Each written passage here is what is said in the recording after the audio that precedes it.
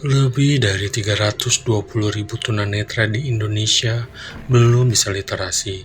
Video Iko jadi bahan edukasi dan informasi bahwa Braille bukan sekedar titik-titik, tapi jalan untuk membaca, berkarya, dan menyalakan harapan. Walaupun badannya agak penat, tapi aku tetap ingin membaca buku. Lalu aku tarik kursi Iko, lalu duduk, dan aku mengambil buku tentang Sarolangun. Aku membaca tentang Sarolangun, tentang sejarahnya lah, budayanya, masyarakatnya, dan berbagai potensi yang ada di daerah ini.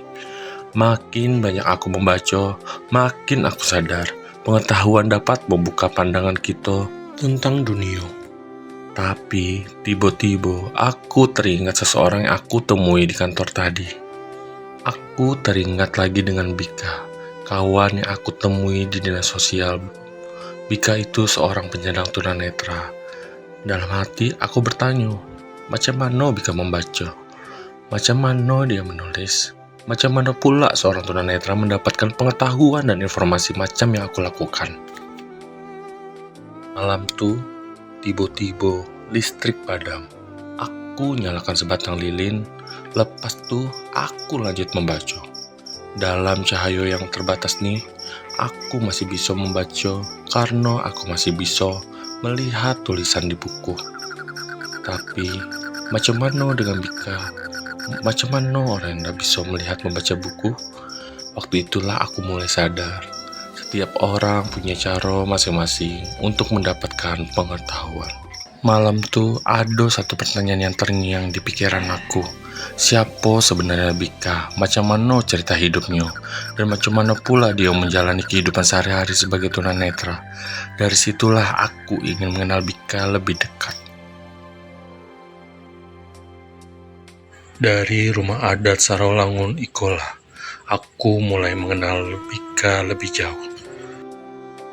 Aku mulai bercerita dengan Bika, mengenalkan budaya Sarolangun.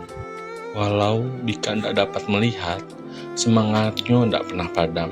Dengan ketekunan, dia berhasil jadi atlet catur nasional dan mengharumkan nama Sarolangun Jambi.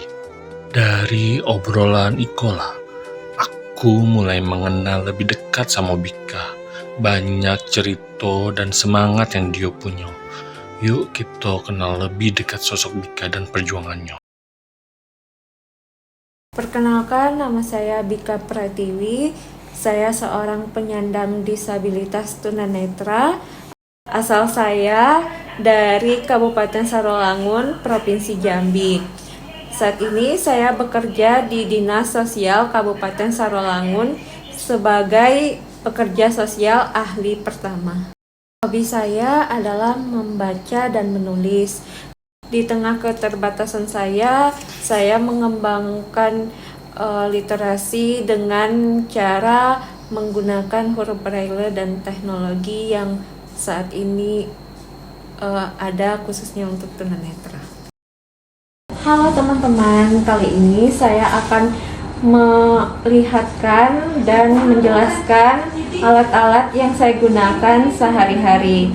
Nah, ini adalah namanya Riglet untuk menulis Braille, dan ini stylus, ini buku gambarnya. Kalau tidak menggunakan buku gambar itu akan kurang jelas tulisannya, jadi kertasnya harus tebal.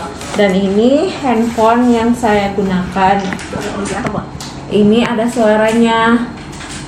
Nah, saya menggunakan aplikasi yang namanya Jeswo.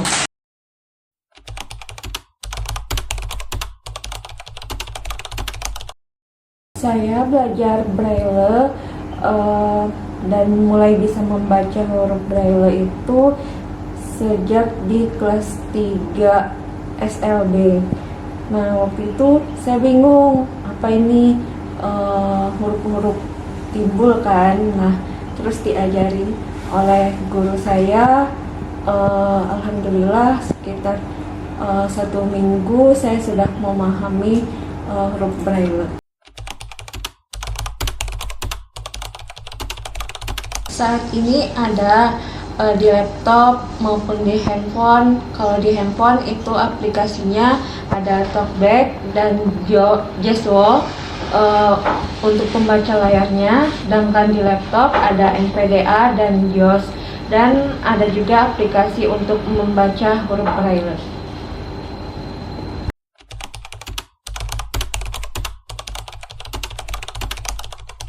Harapannya semoga literasi Indonesia semakin maju dan peduli serta inklusif terhadap penyandang disabilitas khususnya tunanetra.